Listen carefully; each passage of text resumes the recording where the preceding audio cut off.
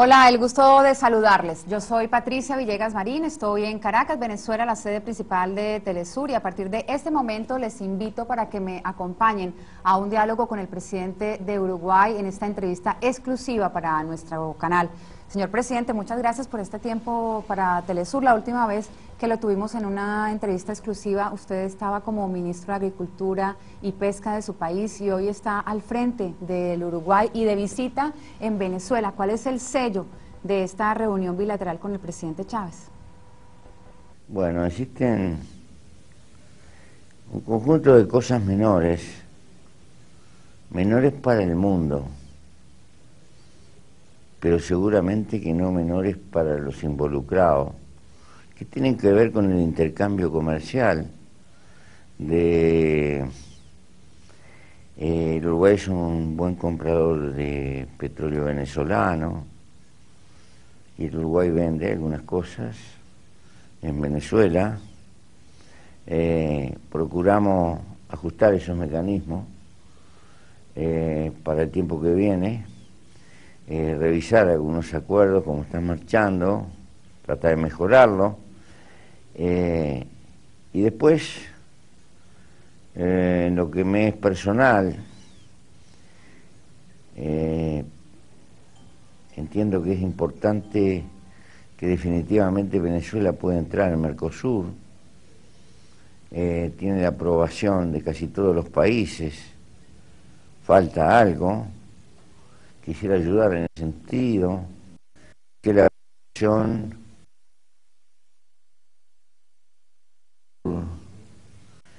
porque Mercosur es una cosa importante, cada día más importante y más necesaria en el contexto de un mundo que nos guste o no nos guste, más allá de nuestra voluntad. Tácitamente parece caminar a organizarse en bloques gigantescos. Y los latinoamericanos hace mucho que estamos atomizados. La entrada al Mercosur de Venezuela ayudaría a mejorar las asimetrías notorias que existen dentro del Mercosur, porque dos países grandes, uno casi una potencia como Brasil, el otro muy importante como la República Argentina, está acompañado por dos países pequeños en cuanto a, no a recursos, sino a masas, Uruguay y Paraguay. La entrada de Venezuela con su energía y tácitamente una fuerte importadora de alimentos, que es el punto fuerte de una parte importante del Mercosur, le da un aspecto mucho más complementario. Y bueno, para mí en una estrategia de mediano plazo me parece que es importante. ¿Usted pudiera adelantarnos qué pudiera el presidente de Uruguay, Pepe Mujica, para que esa entrada de Venezuela al Mercosur sea efectiva, conociendo las resistencias que hay particularmente en el Congreso paraguayo? Bueno, justamente, las resistencias no se vencen por obra del Espíritu Santo. Se pueden cambiar, trocar, atrás de influencias humanas. Hay cuestiones geopolíticas muy viejas. Hay que conocer la historia de Paraguay. Seguramente que crea dificultades, no tanto por Venezuela, sino por otras cuestiones, y cuesta desmontar esas cosas. No hay otra cosa que otra herramienta que la diplomacia sutil, sistemática y tratar de generar confianza. No pienso que nadie en América Latina pueda desconfiar del imperialismo uruguayo. Pienso que no, por más novelescas que sean esas cabezas, y el Uruguay tiene una vieja amistad con Paraguay.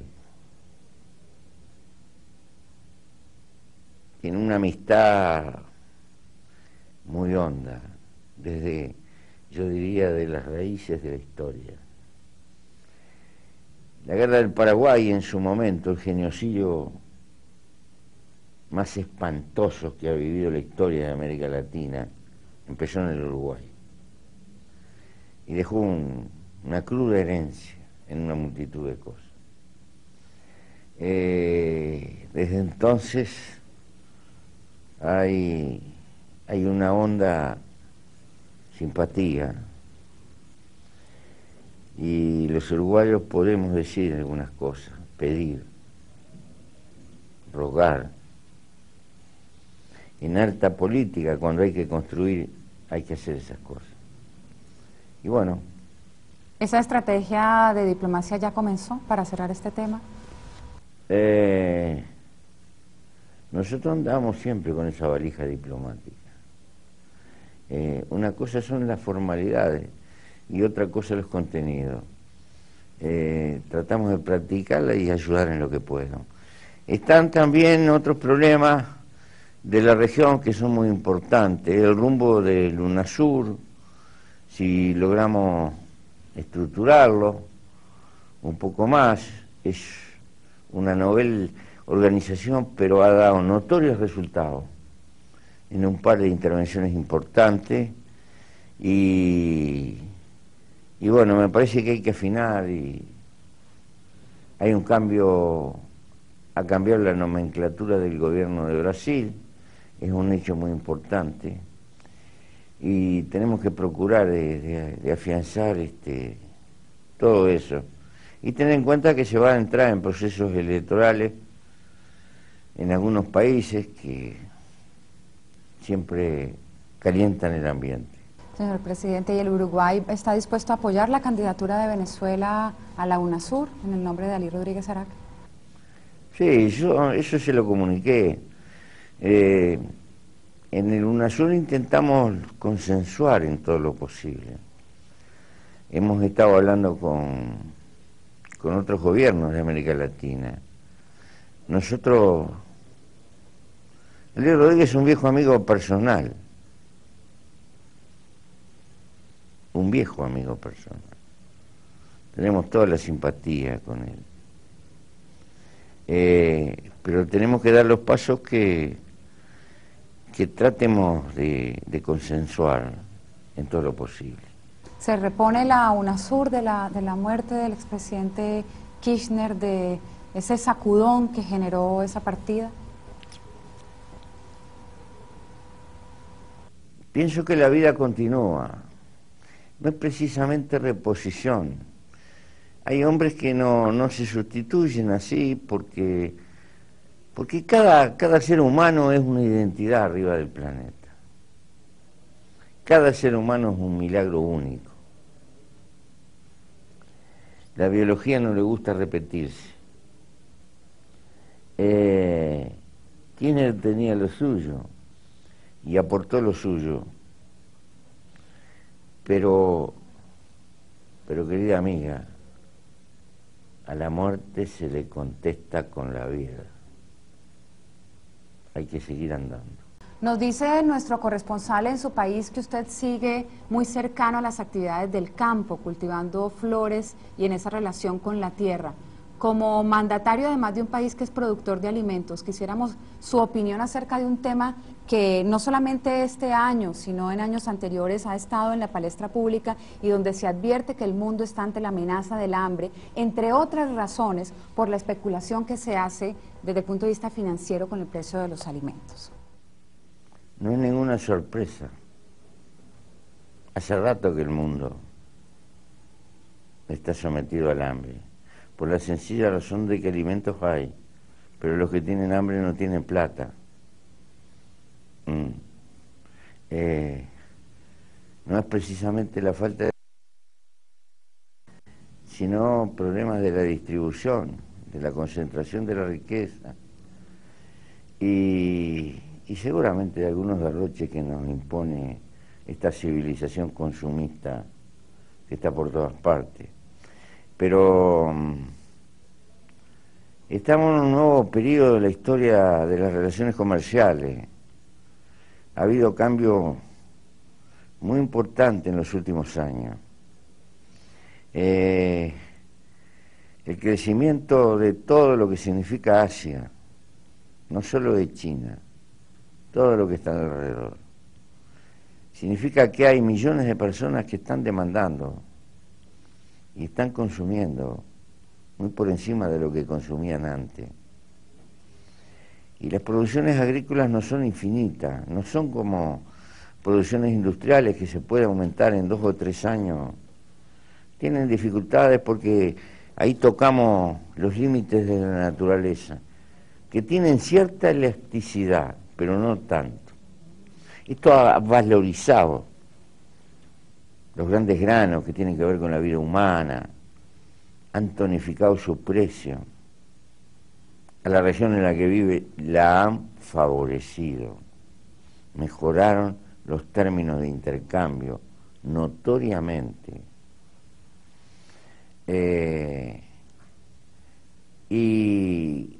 Pero al mismo tiempo se está especulando con los granos y con otros recursos agrícolas por la desconfianza que existe en la moneda y en las otras formas de papel, que son mucho más adecuadas para especular, pero no hay confianza. Y como el petróleo, los granos y otras cosas por el estilo tienen mercado asegurado, la especulación cae sobre ello. Es un fenómeno que viene además de la mano de una alta volatilidad de los valores expresados en papel monedas, etcétera, etcétera. Y estamos en un mundo complejo, sí. A todo esto los estados tienen que sumar los riesgos y las incertidumbres que está creando el cambio climático. En mi país en este momento hay una importante sequía. Le puedo asegurar que la cosecha de maíz sonamos, ya está liquidada, porque es muy demandante de agua. Seguramente que la cosecha de soya va a mermar. El arroz lo vamos a mantener, somos buenos productores de arroz, pero por las características que tiene el cultivo en el Uruguay, que se planta con el agua a la vista, se tiene reservada el agua. Pero también lo vamos a notar en la ganadería, alguna pérdida, y es probable que de continuar la sequía también lo sientamos en la lechería. Los fenómenos extremos cada vez son más frecuentes, o sequías, o inundaciones, o temporales de viento. Evidentemente estamos en un mundo que ha multiplicado las incertidumbres. Todo esto influye, está influyendo en la canasta de algunos alimentos básicos y a su vez, objetivamente, en el fondo de la economía es un émbolo relativo a favor de crear tendencias inflacionarias. Los gobiernos tienen que tener mucho cuidado, tratar de mantener reservas de alimentos,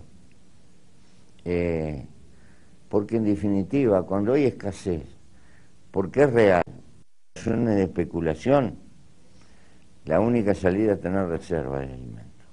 Frente a esas realidades, muchos gobiernos de la región en la que nos encontramos de América Latina hacen un diagnóstico como el que usted acaba de hacer frente a las cámaras de Telesur, pero no se podrían tomar decisiones más que resuelvan o que tiendan a resolver o a medidas que generen certezas en la población, porque los que tienen las decisiones en sus manos, en este caso las grandes potencias, o no firman los protocolos ambientales o no firman reglas de negocio claras.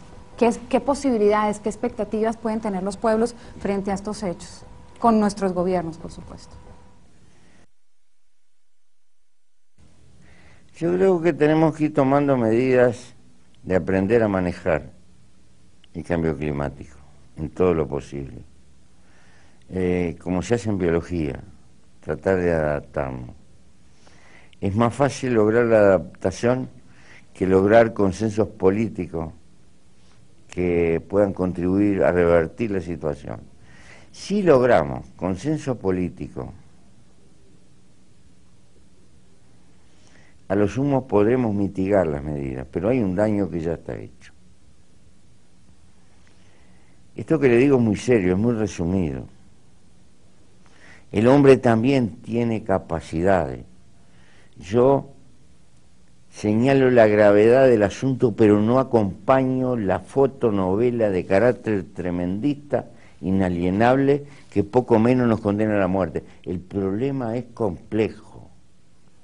A ver si me explico. El hombre tiene capacidad científica para introducir en los vegetales algunas de las propiedades, plantas del desierto. El hombre técnicamente puede llegar a tener vegetales que consuman menos agua. El hombre puede generar algunos seres mucho más resistentes. Se pueden generar árboles más fuertes. También se puede operar sobre la biología, porque hoy tenemos ciertas claves científicas. Hay que invertir mucho en ello, hay que hacer mucho esfuerzo. Pero al mismo tiempo hay que aprender a trabajar. En mi país ganadero y lechero, siempre se hacen reservas de forraje para sobrellevar el invierno. La gente más perspicaz está decidida a acumular las reservas para 2 años de poder mantener las vacas. Es decir, en lugar de llorisquear cuando viene la sequía o cuando viene la inundación, tener el forraje que precisan las vacas guardado. Ello va a significar sacrificio. Yo sé que estas cosas no son sencillas, pero el hombre puede siempre hacer algo. Mientras los locos se convencen que hay que salir del desastre. ¿Quiénes son los locos, señor presidente? Nuestra sociedad de consumo, mija. Nuestra sociedad de uso y tire. Nuestra sociedad de despilfarro, que está cambiando la vida por auto. El que vive pagando cuotas y enloquecida. Y que introduce factores como la obsolencia calculada en los objetos que venden. Se pueden hacer telefonitos que duran un montón de años, no hay que cambiarlo cada 3 o 4 meses. Se pueden hacer heladeras que duran 15 o 20 años, no hay que cambiarlas todos los años, y así sucesivamente. Pero con este tipo de civilización que hemos creado y en las cuales estamos inmersos, y estamos inmersos incluso los que la criticamos. No es cuestión de echarle la culpa a los otros. Estamos inmersos todos. Bueno, tenemos que mirar las cosas con realismo. Anticipábamos que estos minutos de la entrevista los íbamos a comenzar preguntándole por el plan habitacional que él ha emprendido en su país, no solamente porque resulta interesante conocerlo más a fondo, sino porque también por el cambio climático se han producido enormes desastres naturales en el norte de nuestro continente y hoy las poblaciones, particularmente de Venezuela, de Colombia, de Panamá, algunas también de Ecuador, han quedado desplazadas por estos cambios climáticos, por las fuertes lluvias, pero adicionalmente sin dónde vivir, señor presidente. Se está olvidando de Brasil. Y de Brasil, en particular Río de Es Janeiro. un cataclismo lo que pasó en Brasil. Sí. Es un problema complejo. El Uruguay no tiene la gravedad de ese drama. Tiene un drama más sordo, si se quiere más humilde, menos espectacular para los medios de prensa, pero tiene un atraso acumulado en la cuestión de la vivienda y es un país notoriamente envejecido. El problema estratégico más grave del Uruguay es la baja natalidad. Es el país proporcionalmente más despoblado de América Latina y con una tasa de crecimiento propio de los países más viejos de Europa. No obstante ello, ha atendido otras cosas y está necesitando entre 50 y 100.000 viviendas nuevas. No quiere decir que la gente esté a la intemperie, es que hay una franja de gente importante que vive en condiciones paupérrimas. Y la vivienda se junta con otros problemas sociales. Uruguay tiene una tasa de desocupación del 6,5%. Diría que estamos en un periodo de relativa bonanza. Nuestro per cápita nos coloca en un país de desarrollo medio, $11.000 y pico. Para dar una idea, históricamente siempre fuimos el país más equitativo de América Latina, no por obra de este gobierno, ni del otro, por historia. Muy tempranamente, allá por 1915, tuvimos un proyecto, diríamos, un tanto socialdemócrata que modeló que las distancias sociales en el Uruguay no son tan graves como en otras partes de América Latina. No obstante ello, estamos padeciendo lo que el mundo entero, que la riqueza tiende a concentrarse demasiado y nos queda un bolsón de gente que tiene malas viviendas, pero yo diría, lo de malas viviendas es lo de menos. Lo peor es que tiende a quedar marginada al costado del camino y no tiene el grado de oportunidades que debería de tener, y tenemos una deuda. Para esos sectores, los más paupérrimos, y lo voy a definir, mujeres solas que tienen 3 o 4 hijos, que hay muchas, porque los que más se reproducen, los que tienen más coraje para reproducirse, son los de la clase media para arriba, tienen un hijo, 2.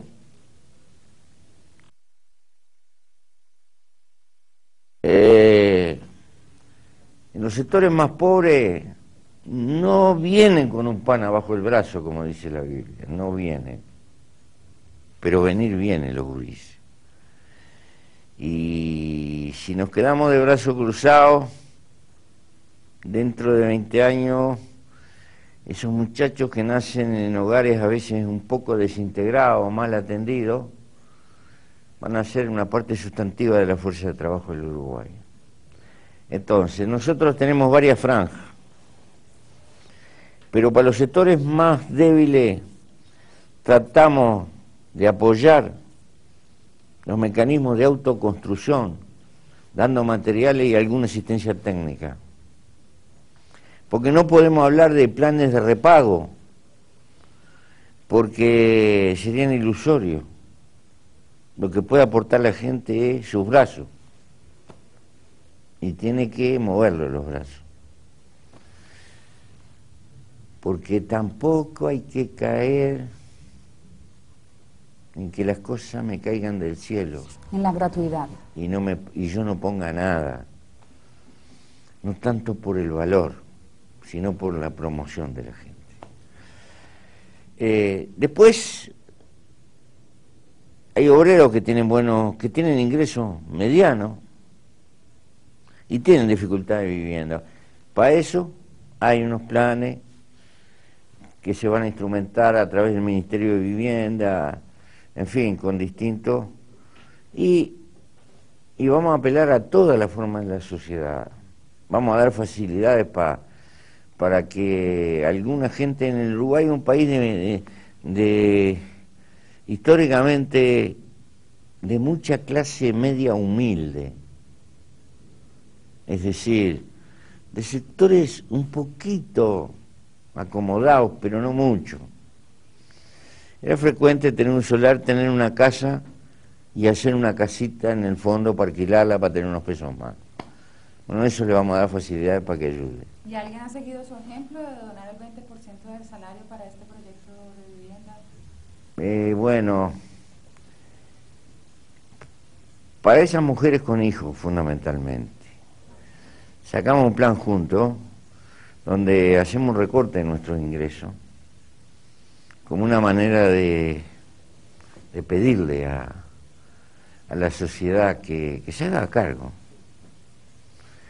Porque, bueno, si esperamos que tengamos soluciones económicas, etcétera, etcétera, los gurises van a crecer y no los vamos a atender.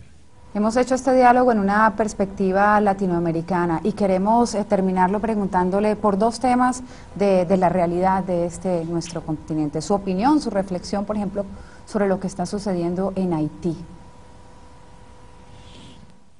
Es penoso lo de Haití. Nosotros acompañamos a Brasil. Decidimos acompañarlo a Brasil. Con todas las dificultades y los riesgos que ello significa. Porque si Brasil no estaba, iba a estar Francia o Estados Unidos. Así de crudo lo digo, pero no es fácil revertir la situación. Es una sociedad que está muy desintegrada y creo que hay que ayudar en todo lo que se pueda. Saludamos al pueblo cubano que puso un montón de médicos y ha hecho... Pero las calamidades son tantas que parece que es una especie de castigo de la naturaleza. ¿Calamidades e intereses políticos? Hay una historia negra. Allí empezó la libertad de América Latina. Vaya paradoja, ¿verdad? Pero hay intereses de todo tipo. Una sociedad desintegrada sirve para muchas cosas.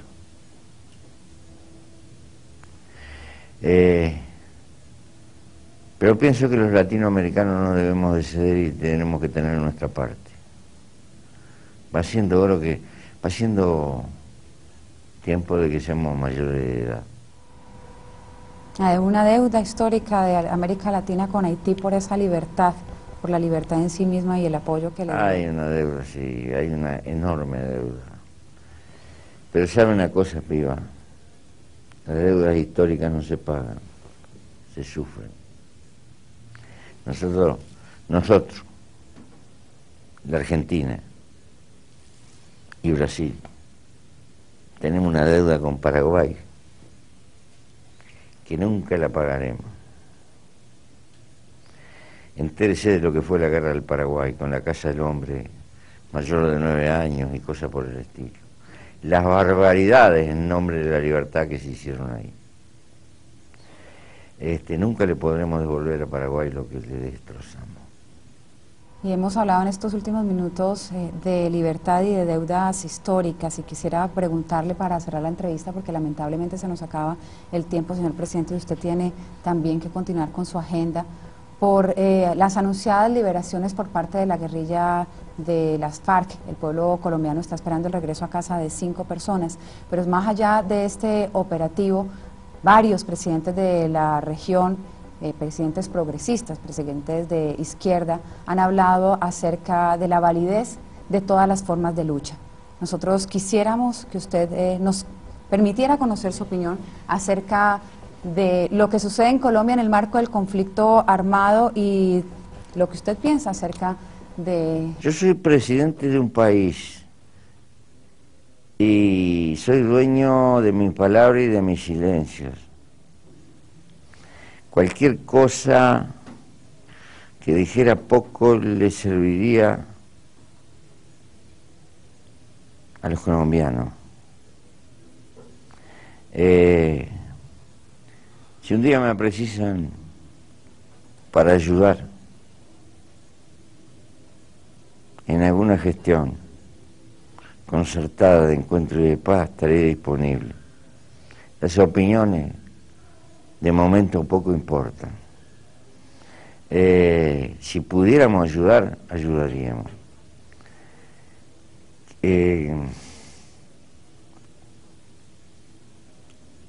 Colombia lleva muchos años en este dolor.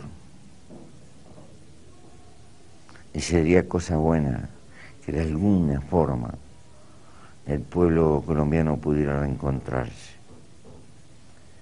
Para luchar siempre hay forma, y habrá, mientras el hombre viva, no tenga duda. Pero como hombre de Estado, yo tengo que tener en cuenta más que mis opiniones personales, que las tengo.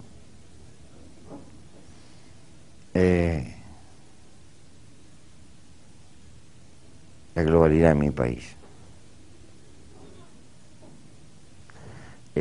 Por eso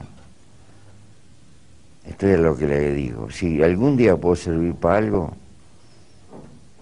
estoy a la orden. Señor presidente, muchas gracias a usted por este tiempo para Telesur. Muchas gracias a ustedes.